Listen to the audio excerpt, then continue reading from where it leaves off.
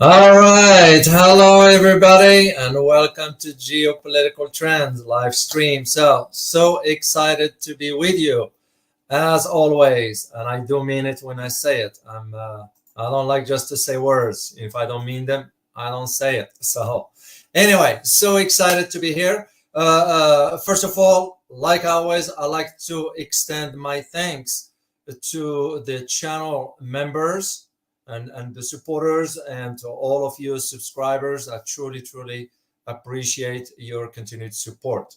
I like to give a shout out to the last three channel members, Robert Leung, and forget to have a name. That's an interesting screen name, and also Phil Koo. I hope I pronounce it correctly. Thank you so much for becoming channel members. I also take the opportunity to express my thanks to Boone for his super stickers, and also Hapcyrus Great. So I always like to be grateful. And I am grateful to all of you. So, well, like we always do, please make sure to type in on the chat box where you are joining me from. I always like to know what part of the world you are joining me from. So, I also need to bring to your attention, and actually, I need to share an image with you so you will be aware of what's going on. Let me share the image with you here so you'll see what I'm talking about. And here is what I'm talking about. I'm talking about a spam that is going on. Okay, bot spam, that is. So showing my name, my picture rather, and posting a comment. Usually I would never say to you enough comments, or by now what kind of comments I would post in response to yours. And one thing I want you to be aware of is I will never ask you for your personal private information, and I will never ask you for monetary donations. So the spam tank, I made it clear I sent a note to YouTube, by the way. And for you, if you see this, please just report it. YouTube will know what to do with it. Spams you can't control. It's just the way it is. That's how it is. But for our viewers, I want you to be aware of that one, because it's important. When you start to see nonsense stuff, it's not from me. So that is what I want you to be aware of. Well, first, let me see. Where are you guys joining me from? However, I'm gonna see the name. Ko Choy in Malaysia. Good to have you. And Ko Choy He is a member, is a channel member. So. And I also want to thank by the way, for the scammers, I want to thank one of our viewers. His name is Boycott, screen name that is. It was Boycott that brought it up to my attention. So I thank you so much for that. And this is it's for all of us. So we're going to have to look out for each other. There are those who do not like the content, of course, because I speak the truth. And I don't care what they think. As I said last time, I care less for what the government thinks. So, and I get a sense of where this sort of spams will come from. I used to work in Washington, and I understand how these dynamics work. But I want to say thank you, Boycott, for bringing this up. So, Joel from Maryland, good to have you. I used to work close to Maryland there. What else? Let me see. Where are you from? Lucas, it's 1 a.m. whatever part of the world you're in, and still awake. Good to have you joining us here. So, London, S. Sue from London. Good to have you here. Tony Monte from Nigeria. Speaking of Nigeria, you guys just got a new president. I'm going to do a video about Nigeria. There are certain things that people do not know about not only what's going on in Nigeria, but the role Nigeria could play when it comes down to Europe. So when it comes down to a global economy, rather. Elena Bulgarian from Philippines. Good to have you. Lucio, good to have you, Lucio, as always. Uh, so who else here? That's about it here so far. I'm sure it'll show up because it's kind of a little bit late. East Coast History Hunter. Yes, what's up with Lula? You're right. I was disappointed. The guy turns out to be a failure for, it's going to be a failure for Brazil. And knowing the policies he embarked on as soon as he left Washington last week, it was in a meeting for with President Biden. Athene Wu, good to see you. Sorry to hear the word gloomy Europe, and it is, and that's what we're going to be talking about today. Boycott is, of course, from Minnesota. Oliver from Zambia.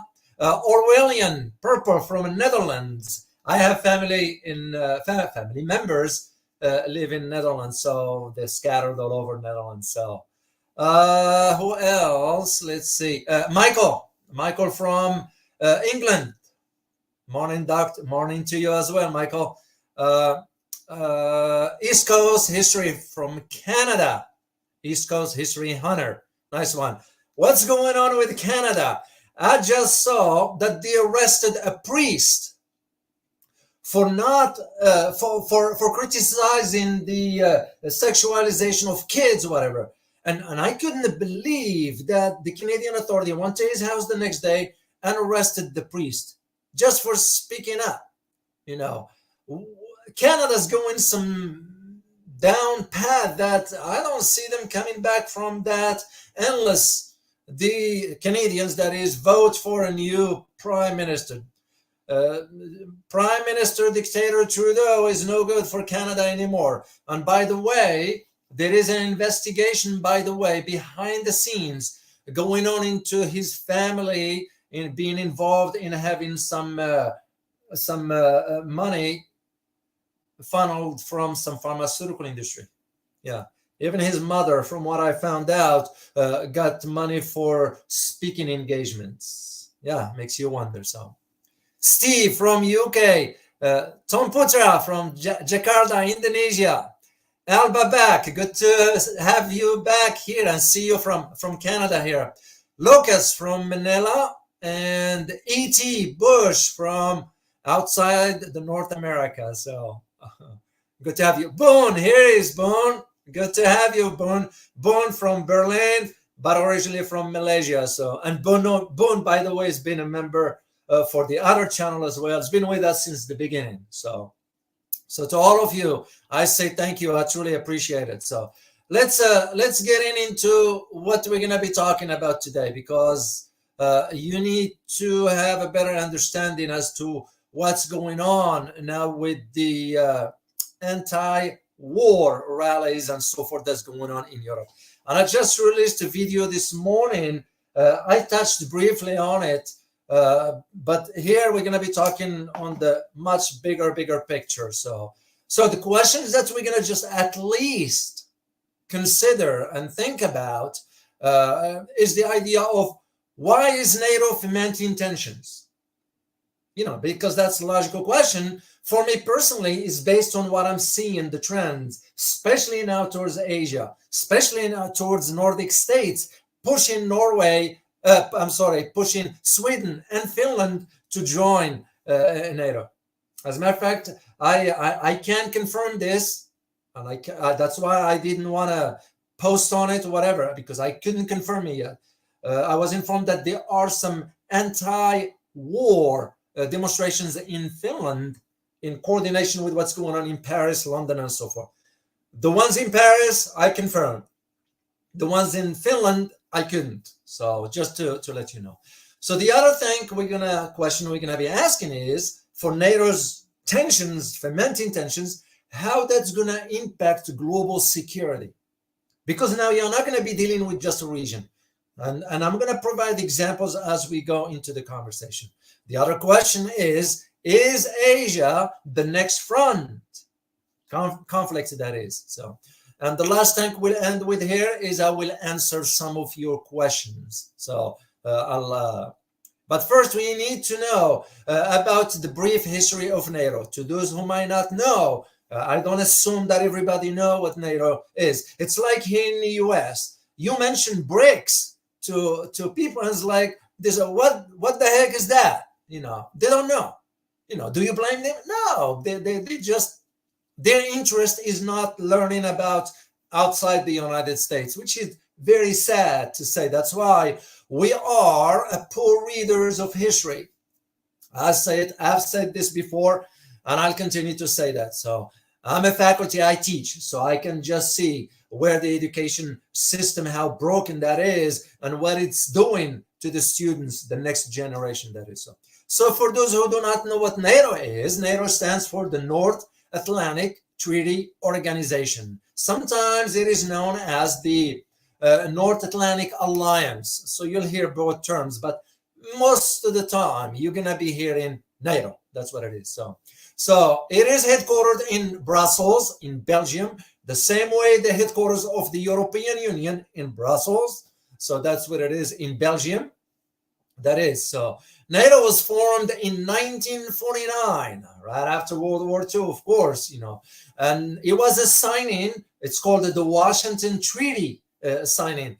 That's what initiated the beginning of NATO, and because it was founded by 12 countries to be exact. It started with, of course, United States, Canada, and the other countries in Europe. That includes, of course, with all of them, the 12 countries, that is Belgium, Canada, Denmark, France, Iceland, Italy, Luxembourg, the Netherlands, Norway, Portugal, the UK, and the US.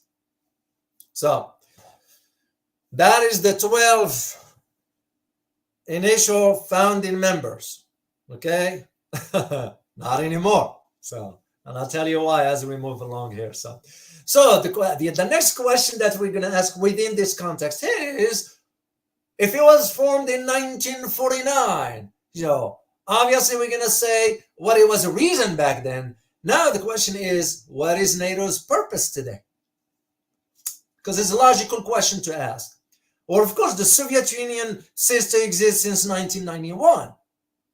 And yet, NATO still as an active organization. So, and when you look at their website or whatever the publications they release, whatever, it stated their purpose, and I'm going to quote for you. I'm going to get the quote here for you. Its purpose is to guarantee the freedom and security of member states through a political military means. Yeah, that is what so-called NATO is all about. Yeah, let me show you. This is the headquarters in Belgium. That's what it is. So the idea of the members or the role of NATO, what is it for now? And that's why I said earlier, is NATO fomenting tensions around the world? Because if it is a North Atlantic Treaty, what the heck NATO is going to Asia for? And mark my word on this, that the next conflict is it's already brewing in Asia. It's going to be in Asia. That's where the next conflict is going to be. So we move forward with the NATO structure and so forth. When I was a kid, believe it or not, I used to follow up about NATO. I used to keep track of which countries in and all that. And I was always fascinated. That's part of my passion is about geopolitics.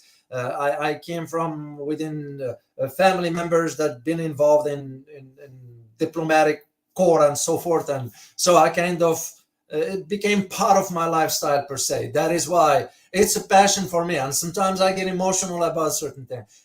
It's because I care and I am concerned. I am concerned when I see certain policies that the government embarks on that's going to lead us all over the cliff or push us all over the cliff, and it becomes, as I always say, the role of a citizen to take that responsibility and step forward with whatever resources, whatever capabilities one can share. And that's, for me right now, that's the best way to can do it. I know I shared this with you before that I was asked to run for Congress, and I kind of just shook my head. I said, no, that's not for me. That's not for me. So anyway, NATO now is made up of 30 countries. Yeah, you believe it? 30 countries. And those new members include Albania, Bulgaria, Croatia, Czech Republic, Estonia, Germany, Greece, Hungary, Latvia, Lithuania, Montenegro, North Macedonia, Poland, Romania, Slovakia, Slovenia, Spain, and Turkey. Yeah. In 2014, I wrote an article. I wish I could. I forgot to pull it out. But anyway, it's there on the public domain. If you look at in the Huffington Post, where I used to write for the Huffington Post back then, I wrote an article about when NATO started flirting with the idea of Montenegro becoming a member of NATO. And I was just shaking my head and say, what the heck with this? When you look at Montenegro, and no offense to Montenegro, what Montenegro can add to NATO? What for? Their defense budget, Montenegro's defense budget, is almost even with the Massachusetts Police Department here in the US.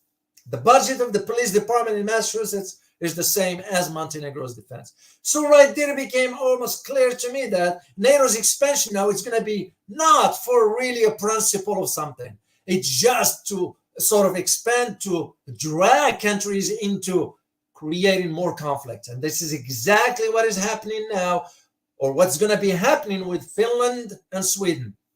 And Far East, with what NATO is doing, is pulling Japan and South Korea into tensions with China. That is where things are headed. So, and FYI, guys, there is only one country among the members, one country in NATO that does not have an army.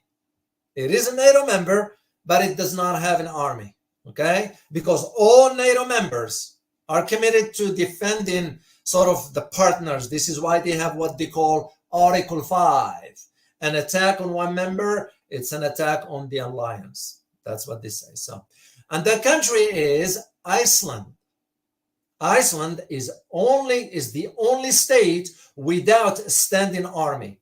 Instead, what Iceland has, it has militarized coast guards, peacekeeping forces, and air defense. That is what Iceland is, and yet it is a part of NATO. So makes you just wonder. I wonder about it.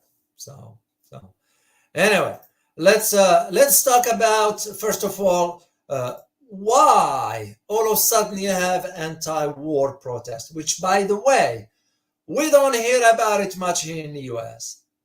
None. The one that took place last weekend in Washington, D.C. was swept under the rug,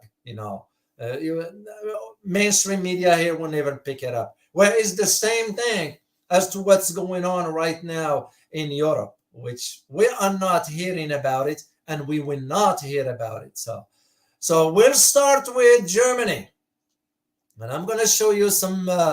I have some pictures to share with you here. So, in Germany, for example, and I'll show you some other slides here. So in Germany, you got in German language signs that says, end weapons deliveries to war zone.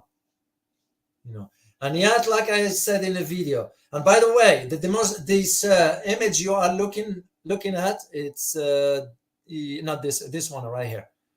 This one right here. This one was taking place, just the anti-NATO protests were taking place near Ramstein Air Base in Germany. And this was taking place on February 26th. So that is what it was in Germany. So, and like I said, Euronews published a different narrative, because this is where you need to really acquire the knowledge of how to read the media, because there is a linguistic, I don't use the term tricks, but rather linguistic approach to it. Psychology is involved It's a human behavior aspect of it that is very, very involved. And the media is good at that because the media can hire a really linguistics and psychologists to work. This is what the governments do. That's no different. So you got demonstrations in Germany, okay? You got also, I'm gonna see if I can share this with you. There is a video that's going on, and I think I took the, let's see if I can share it with you here. Some protests going on. So let me get my reading glasses on here. All right, present, share screen, and I'm gonna share this screen with you here, right there.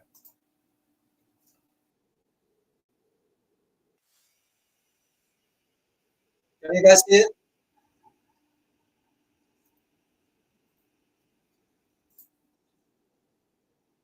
Share screen, right there. Yeah. Those are the demonstrations that were taking place in Italy. That's what was happening. And of course, as I said earlier, we're not going to be hearing, or we don't, European, at least Americans here, will not hear about it. So same thing happens in Greece. Yeah, there is an image of it. Those are demonstrations in Greece. Did we hear about it? No, we didn't. So then you got demonstrations also in France, of course. The France, you have right there. This one is the Italian one. That's from Italy. And I have another one here from, yeah, that's the last one from Italy. So in France, you have like a lot of people. In London, by the way, also. You got thousands of people went down to the streets in London and Paris. And of course, they are not going to want to share this. The Western media is not going to say it. Well, basically, like I argued before, if there's anything to be changed, it will happen in Europe, not in the US. But also you see the role of NATO pushing, fomenting all this, because there is a reason why they wanted to do this. Because that's how maintaining a conflict, prolonging it. It's like for us here in the US. The last 5 major conflicts we got involved in, the purpose was never to win the war. This is what most Americans do not know. Most Americans do not know that the decision was made in 1952, that we're only going to get engaged in wars, but not win the war that is, And then history doesn't lie. You look at the Korean War, the Vietnam War, Gulf War, Gulf II, Afghanistan, and now Ukraine. And soon it's going to be Asia, somewhere in Asia. So that is where I'm even now concerned about, what's going to be happening with Taiwan. Because it's not going to be an open war between the United States and China. No. It has to go through Taiwan. Taiwan could become the proxy. Same scenario like we are witnessing in Ukraine. The same scenario we're going to be witnessing, maybe, and I hope not, in Philippines, because there are already tensions is brewing there in the form of proxy war between the US and China. So that is where, and this is why you have, for example, and I'm going to give you an example here. You have the example of, I'll show you this one here. This is the U.S. Army Secretary Christine Wormuth, saying this week that the United States must prepare to win a future war with China over Taiwan by beefing up its military deployments in the region. Yeah, that's how crazy. This is why it's not crazy, it's reality. This is why I'm seeing the trend where they are headed. That's where it's going to be. The other evidence that I have personally to understand how this works is the head of the force in Australia. Yeah, that's another lost country. I'm going to share this with you right there. We already did this one here. The Australian is this one here, right there. This is the head of the Australia, military.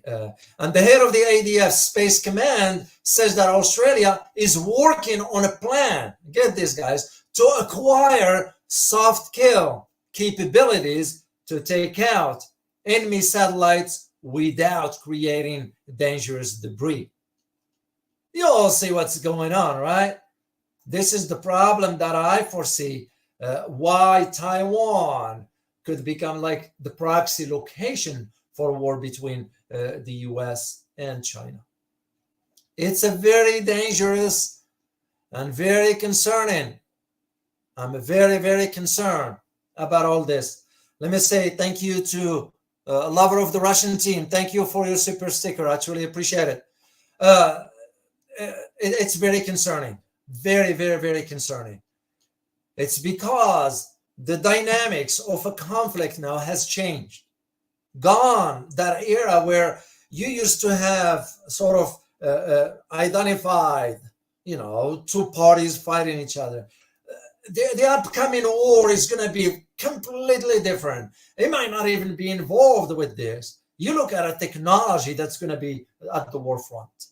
Yeah, because all it takes is shut down a country's infrastructure. Talking power grid, we're talking banking system, we're talking water treatment facilities, we're talking energy and so forth. That's all you need. Shut down the satellites, blind everything else. Because for us, just to use this phone, you're going to have the satellites. Without it, we can't do anything about that.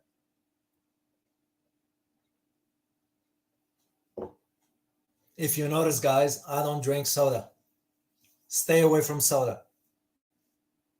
Because that's just poison, basically. The last time I had a soda was 1993. So, yeah, soda is not good for you. Anyway. Maybe one day I'll do a video about some health issues and nutrition and so forth. I used to work in Washington, so I have a very deep understanding of how the agricultural industry is in bed with the government. That's why most Americans, and I'll say it, that's why we are obese. We are the most obese nation on earth. It's the reality. It's what we consume. So anyway, let's stay with NATO. What was I saying? So the idea of now you start to think about the expansion of NATO. Why are we fomenting the tensions in Far East? But for the demonstrations inside Europe, it's because Europe will not be in a position to stand on its own. I've been hearing for years how, for example, France used to talk about, well, maybe we need to consider establishing an independent European security independent of NATO. That was way back. Back then when I was still young, kid, remembering at the time after Charles de Gaulle even threatened to withdraw from NATO. Then after him was Valéry Giscard d'Estaing. Then it was Mitterrand, François Mitterrand, then François Hollande, and now you got the Emmanuel Macron. Yeah, they all talk about establishing an independent security entity, but they couldn't do it. And it's for a simple reason. Europe is so weak because it is entangled with the United States, or rather, we entangle them with us.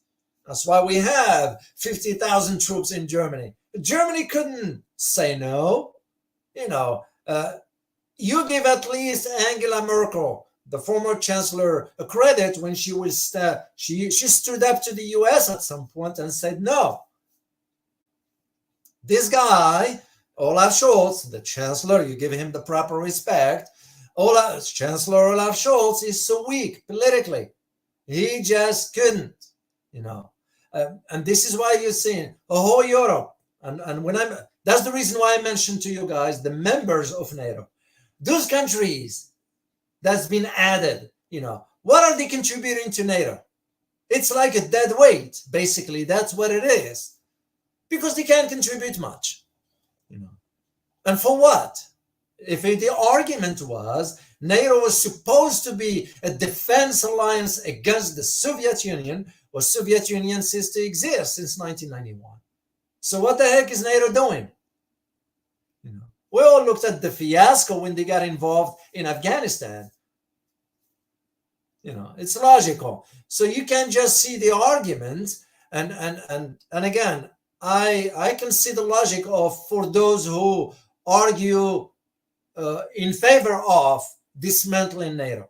Now, there are those who say, well, NATO is going to cease to exist. Not too soon, not too fast. It's not that easy to entangle something like that, And mark my word, we're not going to let it happen, When you consider that most of us Americans do not know that we are the one footing the bill for the budget of NATO. It's not Montenegro. It's not Poland. It's not Germany. It's not France.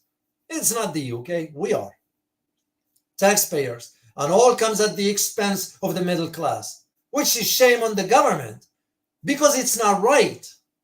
It's not right that an average citizen that is working 40, 45 hours, breaking his back to at least earn dollars for his family, and the government will come and take over 30% in taxes. Let alone he or she does not even benefit from that. I have no problem paying taxes if it can benefit the country. But I have a problem when I'm paying taxes and that money is going to Ukraine, ended up in private banks in Switzerland. Because that's exactly what is happening. It's the truth. But again, this is not about just the government. It's the damn system itself that was set up that way.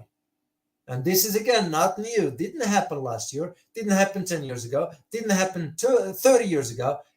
It's been going on since the beginning of America. I teach government. So when I share this with my students, they are like staring at me like I'm speaking some foreign language. Do you blame them? No, they're still young. They don't know yet. But I'm trying to arm them with knowledge so they can understand that tomorrow they're going to step forward and take responsibility for whatever they do. And if they are not armed with knowledge, they will be lost. And this is exactly what's going on in our society. We are so lost. Some of us, of course, I shall not generalize. You never generalize. It just pains me to see that. Let alone to how this system was set up, that to the point now we are abusing our power. Yeah, we are the most powerful nation. Yes, we are. But we are abusing it. And once you start abusing your power, you're done. And this is exactly what we are experiencing. So just to tie it back to this anti-war protests in Europe, it's because, interesting enough, is that some of the signs is saying no NATO, no more NATO. There are some people who understand the dynamics to a degree, but they are not the majority. And this is, again, where I see my role in this channel. And again, I am not here to talk about kitty cats playing. I'm hoping to share something with you that can be of use to you. If I can, like I always say, if you leave, by the time we're done with talking and all that stuff, and you end up with more questions than when you came in, then I've at least delivered something for you that is worth your time, because it is your time that you are spending right now sitting in front of this camera watching what I'm talking about. Time is something you cannot get back. Tell me something in life that you cannot replace. Time. You won't be able to replace. That's why you need to sort of learn as much as you can. Enjoy your life. Do your best. Live happy. Live comfortable. Be kind to others. And that's about it. We're just passing through here. So the question becomes was the idea of, what am I doing on this channel? This is what I'm doing. I'm trying to expand your knowledge, to think outside the box, to leave you with more questions than when you came in. Because the more you start to think, the more you're going to see the big picture, the more you're going to become aware. And that's my objective. Yeah, I know YouTube is becoming, there are some silly stuff on YouTube, which is fine also. More power to them. And this is when I start seeing spams like the ones where, those probably are not just individuals. Those are entities. They don't like the truth, and they don't want the masses to become aware. Because here is the thing, and I want you to get this into your head. No matter what country you live in, if there is one thing a government does not want you to know, is it does not want you to become aware. Because if you become aware, you become a threat to the government. That's why we say knowledge is power. It is. So that's the purpose of it. Let's go back to NATO. I said earlier about these questions that we start with, when NATO become a global security concern, well, it is a global security threat. It is a threat to the global security. Yes, I'll say it.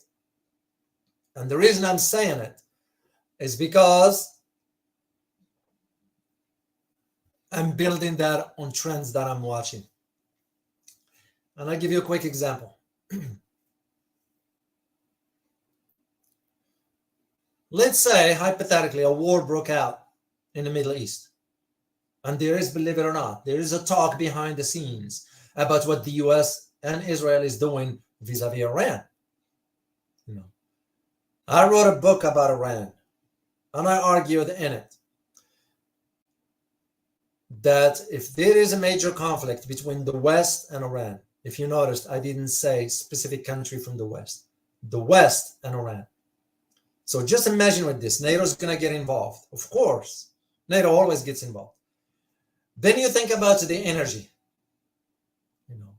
The supply of energy will stop. Mark my word on it. Because you got this tiny passage called Strait of Hormuz. I wish I could have picked up a picture for you guys to see, which is very, very narrow, by which almost 1.4 million barrels a day crosses over. That's almost, it's quite a substantial percentage of world oil consumption goes through that. If that is interrupted, you're going to feel the impact of it one way or another. Not just you, all of us. And this is where I'm seeing the big picture of why NATO is becoming a threat to the global security. By fomenting now what's going on in Ukraine, by pushing what's going on in Asia, and soon you might even see NATO in Africa. Especially that now France left. As a matter of fact, French president just declared France no more in Africa. That era of colonialism is gone. So, and that's where the big concern. And for us to think logically is the question of why is NATO doing today? What is its mission? What is its purpose? And I couldn't think of one. Yes, they are stating whatever they're stating on their website, that they are to guarantee the security of the world. No. You want to dominate countries. You want to keep countries down. That's what it is. It's because the West now, we are at a cross point. I did an analysis about BRICS. If you guys get a chance to look at it on the other channel, I really did a long analysis about it. It takes me about a week to put that stuff together. So you might want to take a look at it, because the arguments that I made is that now with BRICS moving forward, the West, we are at a crossroads because it's going to make change to the global economic order. And the West does not want. When I say the West, I'm referring to the United States. This is why you're seeing, like the video I released today, dumping the Iraq. Whoever thought Iraq dumping the US dollar? You know, we're not gonna like it. We don't like that. You know, and yet an average American has no clue. They have no clue about what's going on. So the idea for NATO, when you look at it in terms of other countries, like for example Germany, you know, why Germany can't take stand? Well, because they couldn't. They are too weak. Why France couldn't take stand? They couldn't because they're too weak. Why England couldn't take stand? Because they are too weak. You know, are you going to be thinking that Montenegro or Albania or Czech Republic is going to take stand? No, they're too small. They don't contribute much. They are just there for the numbers. That's the bottom line. So at least for you to know, and I'm going to close this out, guys, because I don't like just to rumble. I don't do that. And speaking of a rumble, make sure to check out the rumble. You know, I'm going to be on it on almost a weekly basis. You know, and there are the topics that I'm going to cover there. Of course, we can't cover them here on this platform. You know, the last one I think we did about the CIA. So if you want to go listen to it on a rumble. So, what was I going to say? So the idea of thinking in terms of how NATO now, it's going to become, it's not going to become, it is becoming irrelevant. And for it to justify its existence, it has to create tensions. This is why I'm seeing what's coming in Asia, because that's going to give, as we say in French, raison d'être, the reason for existing, for why NATO exists to begin with. So, and I hope, if anybody watching this from Taiwan, you pay close attention, because you're going to be used, no more, no less, no different than Ukraine. You know, it pains me to see what's going on in Ukraine. It's sad to see what's going on to Ukrainian people. President comedian Zelensky and his cronies, nah, I care less for that. Because I know it's just being used, let alone stashing the money we send in Ukraine ends up for some other banks elsewhere. So maybe one day we'll do a topic on this. So anyway, let me just conclude this one briefly here, and I'm going to open up this floor for your questions if you have any. So the idea that now demonstrations in Europe, anti-war, this is not anti-Russia, it is anti-war. Like I said in the video, the Euro News, in association with the AP, Associated Press, and EFB network, whatever that was, you know, they're saying that, oh, the rallies in Germany is against Russia. It is not. They are lying. And you need to become very aware of what's been propagated. So this way you can distinguish facts from fiction. So, okay? Let me see if you have any questions here, and I'm going to answer some of them here. So just please make sure to put Q or yeah, so I know it's question. All right. Let's start with E.T. Bush, your question.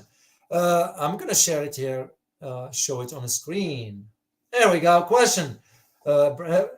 Is Brandon, a reference to President Biden, attempt to cling to his presidency after 2024 in order to save his own skin and possible implications from Hunter Biden for his whatever deals in Ukraine and Russia?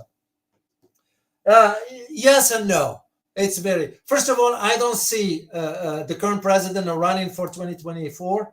He can't.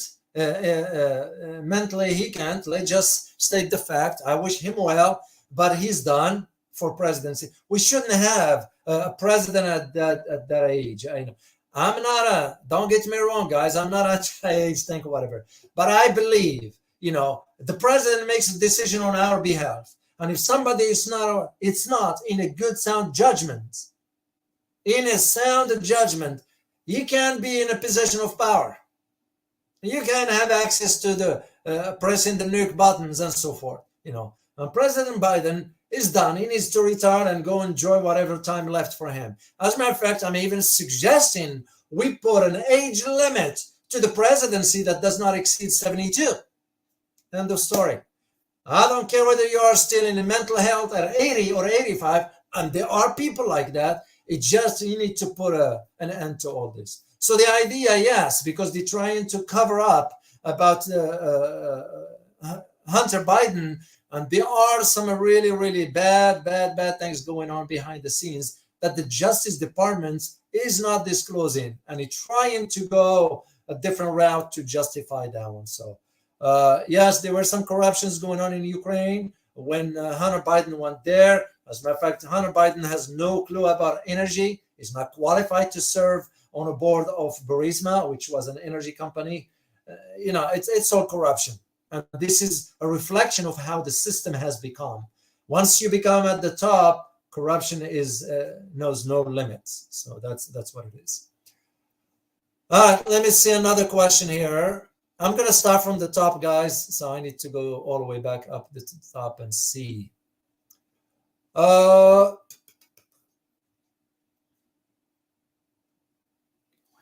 right, no questions yet so far here.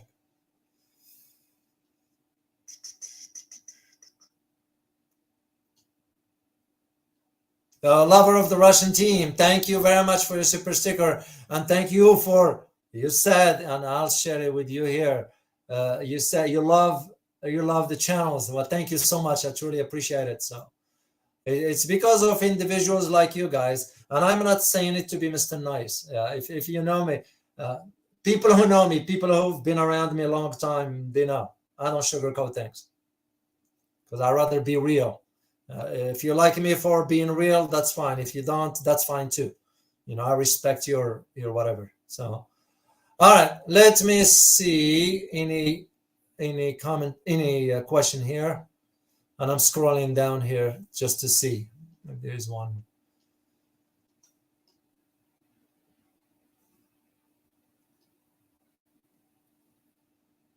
Well, that's a good comment. I'm gonna share it here. That's from Ingragwe. I hope I pronounce it correctly. Germany doesn't have a fully functioning military due to lack of parts.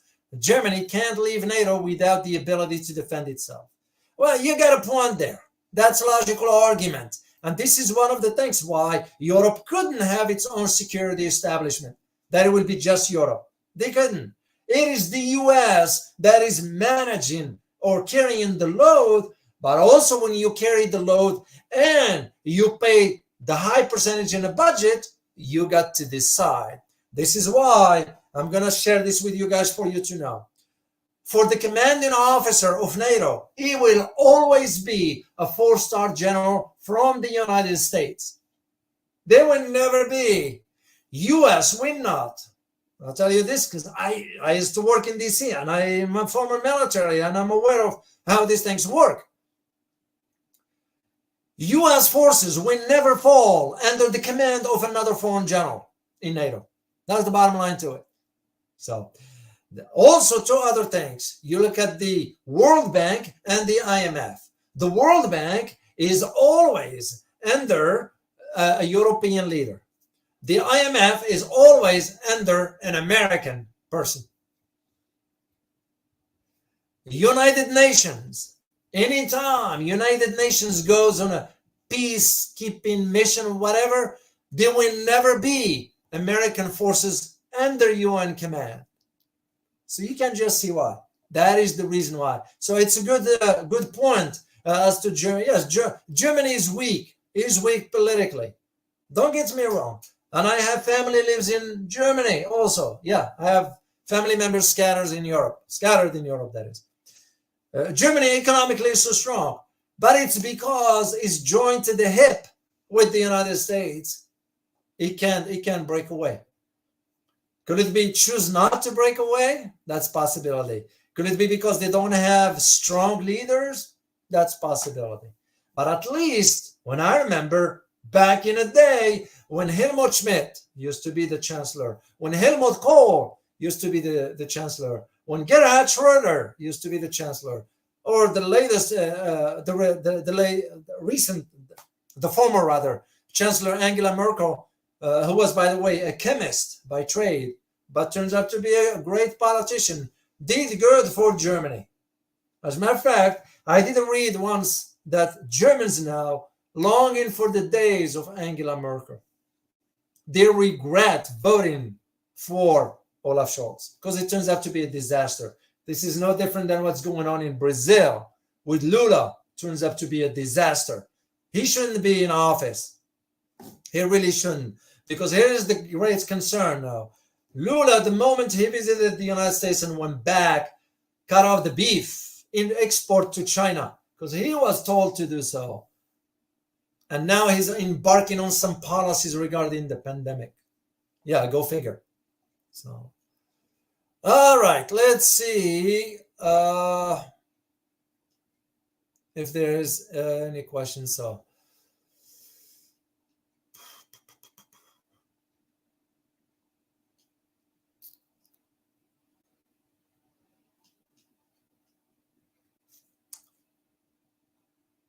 oh, this one, sometimes I put this MRX, thank you for putting this. I hope you guys okay that I share this one here. The UK is worse, we got the word there, of all Europeans. Yeah, because the UK has lost, you look at just what's going on, there is massive inflation, and yet the idiot, Prime Minister, idiot Sunak, is sending money to Ukraine. 50 million euros at the expense of the taxpayers. Let alone its military, it's not ready. And you think about, he's a millionaire. He doesn't understand the average daily life of an average citizen. I have family lives in London. We talk. Those individuals, they don't understand. They are out of touch with the reality. Yeah, I will agree with you that UK, the economy is going down the drain. They are not even disclosing this one here. Oh, I need to say thank you to Raphael Legont. Thank you so much for your super sticker. And I'm going to share, you say, why does everybody assume a war with China and Russia will be conventional? A coalition of China, Russia, Iran, and North Korea. 2 billion plus, they can flood the US.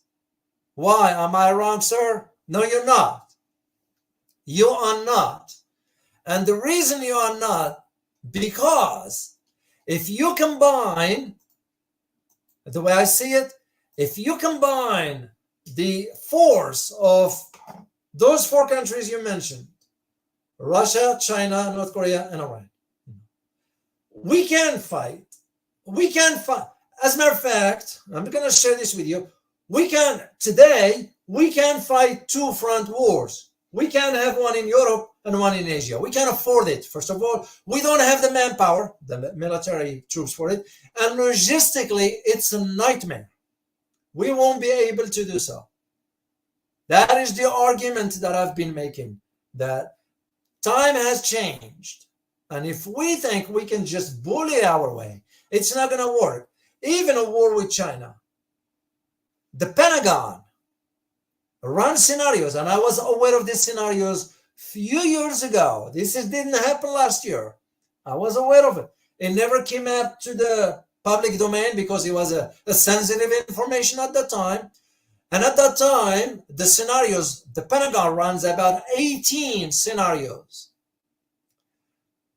17 out of the 18 scenarios showed that we will lose the war to China. And it's logically. Why is this, you may ask? This is beside the nukes and all that stuff.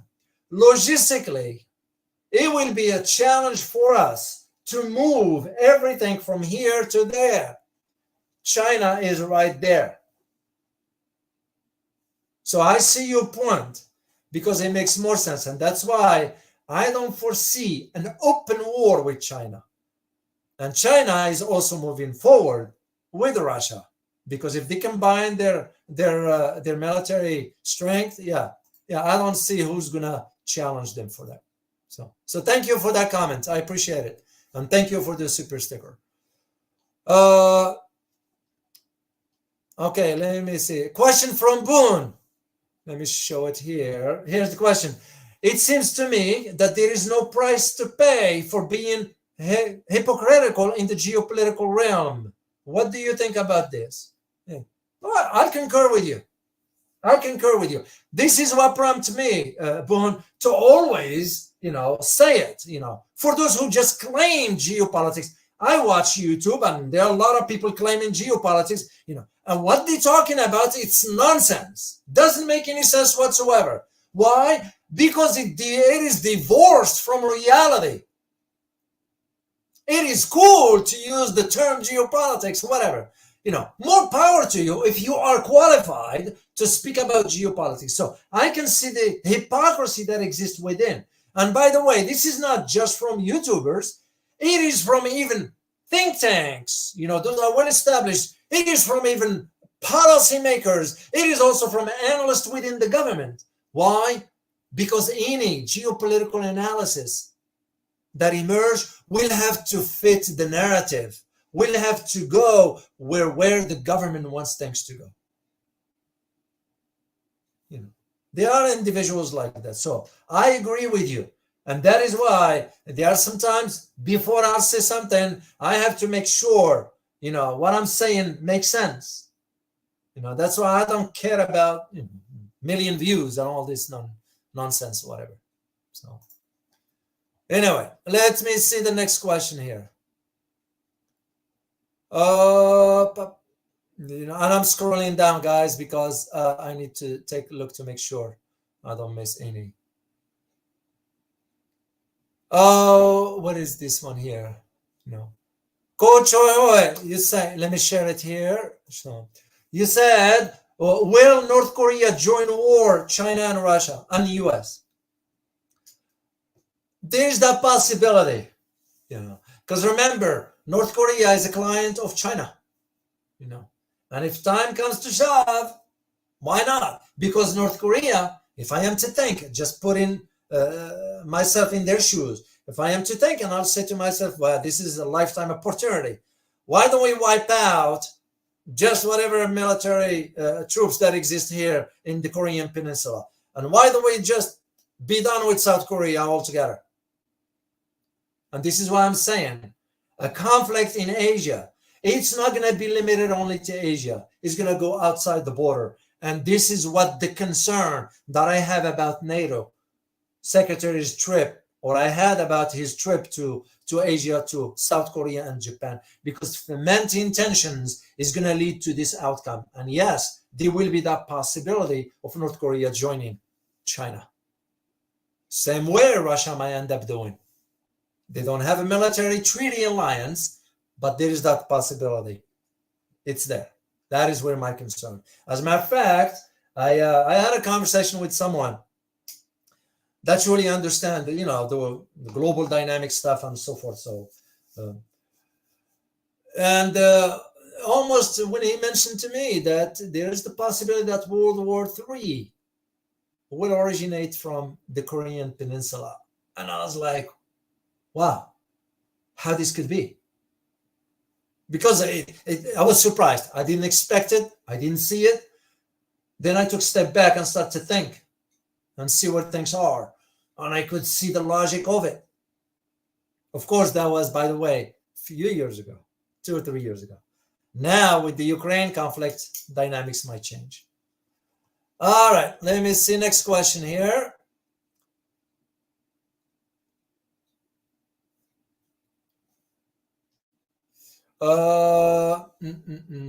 Next question. And thank you guys all for, I'm looking at the chats here that you guys answering to each other. I truly appreciate it, keeping it civilized. I truly, truly appreciate that. And I had some time, somebody put something on our, and I kind of like lashed out at the guy. Because I don't tolerate nonsense. So to me, it was like straightforward. If you have nothing to add to the conversation, please don't. And if you don't like it, unsubscribe altogether. It's because to me it was an insult. Not to me. It's to all of us. So I do appreciate you really keeping it civilized. Thank you so much for that. Oh, Rafael Legdo, another super sticker. Thank you so much. And you said while I was in the U.S. Marines, and thank you for your service, by the way, was to repel and destroy enemy forces ASAP. Why is Russia playing around like this? Why are they fighting long term? That's a great question, Rafa. So there's some strategic decisions that have to be considered in the case of Russia's situation. When I wrote that book right there, that's the Russia stuff. I tackled one of the theme regarding will Russia goes really full war with the West, or NATO to be exact, because NATO was expansion all the way. It's expanding all the way eastward to Russia's doorsteps. So Russia is thinking strategically here. You and I know, as a former military, you and I know, you tell me that Russian capability cannot take over Ukraine in no time? Yeah, they can. But also Russia does not want to create more complicated tensions, because what's going to happen is if Russia will go that direction of, mass taking over per se, which first of all, you'll become an issue of sovereignty and all that, it's going to trigger more reactions from the West. And NATO will be sort of compelled more than ever now to move some medium-range or even long-range missiles to the border states with Russia. That is why Russia is not going to fall into the trap. The same way China is not going to do it. That's why I'm saying for the China case, Taiwan could become the proxy. So I see your point. Yeah, for us, it was a different approach when we approached certain, but even for us, and I'm sure you've noticed this, all the engagements we got involved in, did we win any? We did not. And that tells you right there where the story is. Question from, let me see this one here. Oh, I just missed it. I saw it right there. So, question from Joe. Let me share it. Yeah, it's right there. Would you think Taiwan dare to fight missiles, fire? You meant to say to fire missiles on mainland if war starts? No. They'll run the risk of doing that. The big thing is the big concern that I have personally, besides what I said earlier, is if the United States moves missiles into Taiwan territory, that is where the concerns are going to become. Taiwan won't be able to do it on its own. Taiwan will be the U.S. forcing Taiwan to do it. That's how I'm looking at it. But Taiwan by itself, no. Taiwan know what the outcome is going to be. But China also is thinking in terms of, because if China does, this is why the so-called invasion of Taiwan, China's not going to do it that way. Because how can you invade your own country? It's like for us in the United States. Can we go and invade Hawaii? Even though Hawaii was independent, by the way, of the United States, historically speaking. So the optics of it will not look good for China. And China won't do it. Because China has other means at its disposal, economic one. They can just put a blockade and that's it. But how can you do that? If you are a rational person in a government, how can you do that to your own citizens? You won't. This is why I don't see Taiwan doing that, because it will be suicide. All right, I'm going to do one more question or two, and I'm going to head out. I got some other things to do. I have to go. I'm going to share it with you. I got to go plant some veggies. Yeah, that's what I have to do. Remember when I told you I would talk to you about food down the road? One day I'm going to do that, and I'll tell you why. Stay healthy. That's my advice to you. Question from Blackwater. Is it the Blackwater, Dad? Blackwater? All right, let's say here, why does the American regime care about the Taiwan independence from China? How does that benefit America? Great question, Blackwater. We don't care. I'll say straightforward. We don't care for Taiwanese. If Taiwanese people think that we care, no, we don't. I'm ashamed of saying it. We shouldn't, because we should care for humans. We're all humans. We're all passing through here. What makes me better than someone else in some la la land somewhere? Nothing. And I'm no better. He or she lives in a different circumstances. I live in a different circumstances, and that's it. So I hope Taiwanese understand. And there's the upcoming presidential elections coming up soon. They better think hard, because they become on them who they put, like what we have in our country, like what Germany has, like what France has. They're going to have to think very, very hard. And I'm not saying that they should be so scared and afraid of China. No. That's not what I'm saying. All I'm saying is they need to be careful. That's what I'm saying. So the idea for us, when we are fomenting tensions in Taiwan, it's because we want to prolong tensions. Remember what I said earlier? Since 1952, the doctrine was established that all we need to do is get involved in a long, dragged conflict. We don't need to win any. That is where the concern is. Let me see. I hope I answered your question here, so. TNT, thank you so much for your super sticker. I don't know why I'm not able to post. Let me see what I can see where you are. Where you are, so I can post your question here. It's not coming up here. I don't know why, but I do see the super sticker. That is frustrating. But anyway, let me read the question from TNT. Thank you so much for your super sticker. Question is, we are on the brink of World War III based on the generals and neocons in the US government. Realistically, when do you think it will start? When it does, we are all dead. US talk of a nuclear war like it's okay. Yeah, I appreciate you mentioning this one, TNT, because that's the concern I have. Yeah, we talk about nuclear like this casual stuff because we are somehow overestimating our nuclear strength or capabilities while ignoring, for example, Russia.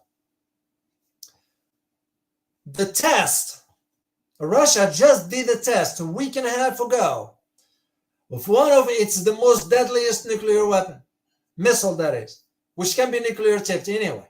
Sarmat. It's NATO is giving it the code name Titan. I read the specs on it. I'm aware of it. I'm aware of the first version of it. That thing can take cities, not one city, cities. You think about it, for example, Poseidon, which is another nuclear weapon Russia has. I'm going to share this with you, not to scare you, but to share it with you because we are here about the truth. Poseidon. If Poseidon explodes and the water, it will create a massive tidal wave that'll just wash out the cities altogether. Forget about how to swim. It's not a laughing matter. Yes, you are absolutely correct when generals are talking about casual nuclear. Nobody's going to survive. None. And by the way, we're not talking about one nukes here and one nukes there. If that starts, everybody's going to launch whatever they have. And Russia has about 1,000 nuclear warhead more than what we do. Yeah, you don't need a whole 1,000 nuclear weapon to wipe out everybody. You'll need about 2, 3, or even 5 max. But it's the type of that 1,000 nuclear weapons. Those are strategic weapons. And that is why, if you see the rationale and the strategic thinking of President Putin, Vladimir Putin, why he pulled out of the start, or I'm sorry, not pulled out, but rather stopped cooperation regarding the START, strategic arm reduction talks. It's going to be expiring in 2026, and I don't see the Russians renewing that. I argued this a few years ago in my Russia book. So, yeah, because also one thing, and I'm sure you do understand this, TNT, and for all of you, here in the US, foreign policy is not made by the government. It's made by entities outside the government. You can call them lobbyists. You can call them special interest groups. You can call them military industrial complex. You can call them whatever. That's why the president of the United States has no power. He can make a decision, or she can make a decision if we ever have a female president. So you're absolutely correct. They talk about it so casually, but I do see something different. The nukes, yes, will be part of that equation, but it's technology which is going to be. If countries develop the capabilities of shutting down your satellites, shutting down your water treatment facilities, shutting down your power grid, shutting down your financial transactions, you're paralyzing the country. Wouldn't that be, that would be even more dramatic, because at least with the nukes, we're all going to go. So, all right, let me go down here, see. That is very interesting. Why I'm not seeing the stickers, your stickers appearing here, TNT. But anyway, let me do one more question, guys, and I'm going to go grab me some coffee and eat something, because I only eat 2 meals a day, As I said again, I will talk to you about some personal stuff, but pertain to health, because, a healthy body or a healthy mind isn't a healthy body. But a healthy body depends on what you consume and what you put in that body. Trust me. Monetary gain and all that, all of it can go. The one asset you have is your health. So let me do one last question, and I'm going to head out, guys. And of course, I will see you next week, because I'm always going to be doing this with you guys, because we learn from each other. Remember. Question. There you are, TNT. Your sticker just show up right there, TNT. So thank you so much for the super sticker, and thank you so much for the question. So, well, guys, I do wish you. I don't see any questions here. So I wish you a good weekend, whatever part of the world you're in.